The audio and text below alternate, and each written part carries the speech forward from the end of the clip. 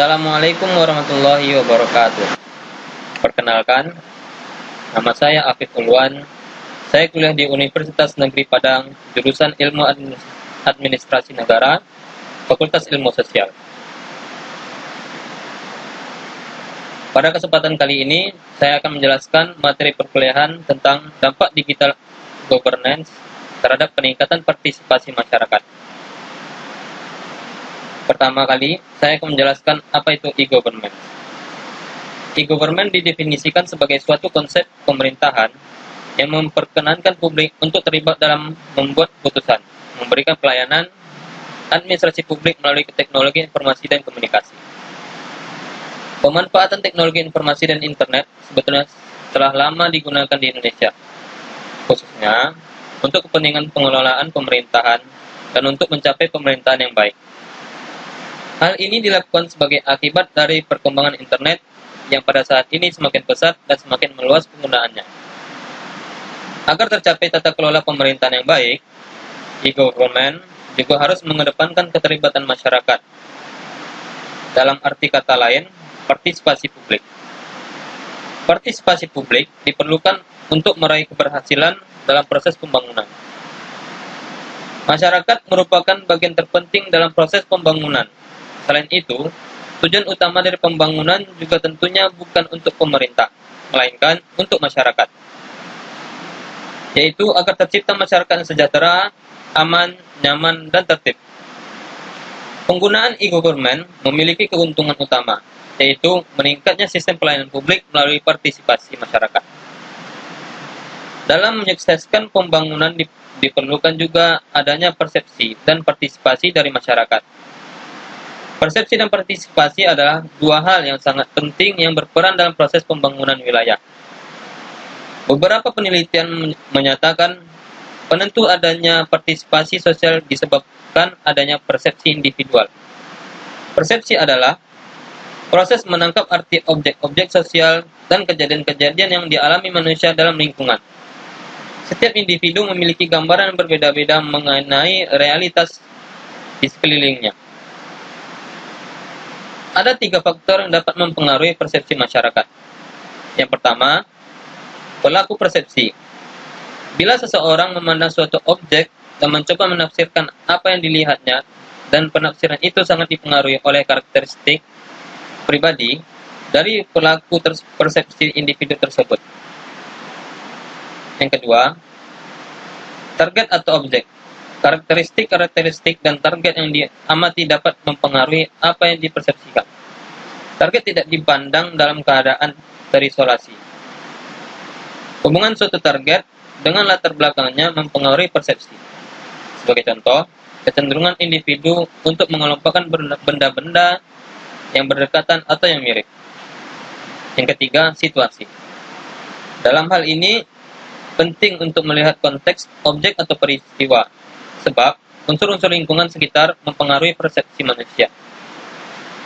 Ketika persepsi sudah terbangun, hal tersebut akan berdampak pada partisipasi secara sosial, dan persepsi ini mampu membuat masyarakat menjadi aktivis atau pengikut setia sebuah organisasi atau individu. Selanjutnya, partisipasi. Apa itu partisipasi? Partisipasi didefinisikan sebagai feed forward information dan feedback information. Dalam hal ini, partisipasi masyarakat dipandang sebagai proses komunikasi dua arah yang dilakukan secara terus-menerus. Begitu juga dalam mendefinisikan partisipasi masyarakat dalam proses pembangunan. Partisipasi dalam proses pembangunan adalah bentuk komunikasi antara pihak pemerintah sebagai pemegang kebijakan dan masyarakat di pihak lain sebagai pihak yang merasakan langsung dampak dari kebijakan tersebut. Dari pendapat sensor tersebut juga tersirat bahwa masyarakat dapat memberikan respon positif dalam arti mendukung atau memberikan masukan terhadap program atau kebijakan yang diambil oleh pemerintah. Namun, dapat juga menolak kebijakan. Terdapat 3 alasan utama pentingnya partisipasi masyarakat dalam pembangunan. Yang pertama, partisipasi masyarakat merupakan suatu alat guna memperoleh informasi mengenai kondisi, kebutuhan, dan sikap masyarakat setempat, yang tanpa kehadirannya program pembangunan dan proyek akan gagal. Yang kedua, masyarakat mempercayai program pembangunan jika dilibatkan dalam proses persiapan dan perencanaannya. Karena masyarakat lebih mengetahui seluk-beluk proyek dan merasa memiliki proyek tersebut. Yang ketiga, partisipasi merupakan hak demokrasi masyarakat dalam keterlibatannya di pembangunan. Partisipasi masyarakat dalam pembangunan pada dasarnya merupakan suatu bentuk keterlibatan dan keikutsertaan masyarakat secara aktif dan sukarela dari dalam dirinya maupun dari luar dirinya dalam keseluruhan proses kegiatan yang bersangkutan. Partisipasi masyarakat dalam pembangunan bukanlah mobilisasi masyarakat. Partisipasi masyarakat dalam pembangunan adalah kerjasama antara masyarakat dengan pemerintah dalam merencanakan, melaksanakan, dan membiayai pembangunan.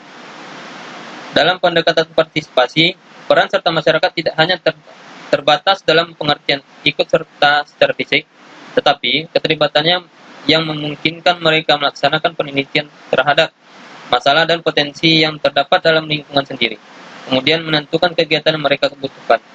Keterlibatan masyarakat ini adalah keterlibatan yang mengarah pada tumbuhnya kemampuan-kemampuan mereka untuk lebih berdaya dalam menghadapi tantangan hidup tanpa harus bergantung pada orang lain. Ketika masyarakat kuat, orang luar semakin dikurangi. Itulah sebabnya pendekatan partisipatif disebut juga dengan pendekatan pemberdayaan masyarakat. Penggolongan partisipasi masyarakat dalam perencanaannya dapat digolongkan ke dalam 8 tingkat berdasarkan tingkat kekuasaan, yaitu yang pertama, kontrol masyarakat, yang kedua, pelimpahan kekuasaan, yang ketiga, kemitraan, yang keempat, penentraman, yang kelima, konsultasi, yang keenam, informasi, yang ketujuh, terapi, yang terakhir, kedelapan, manipulasi. Berdasarkan 8 tingkatan di atas, jelas bahwa partisipasi masyarakat mencakup semua hal yang berkaitan dengan sistem pemerintahan suatu negara. Mungkin sekian dari saya. Lebih dan kurang saya mohon maaf. Terima kasih. Wassalamualaikum warahmatullahi wabarakatuh.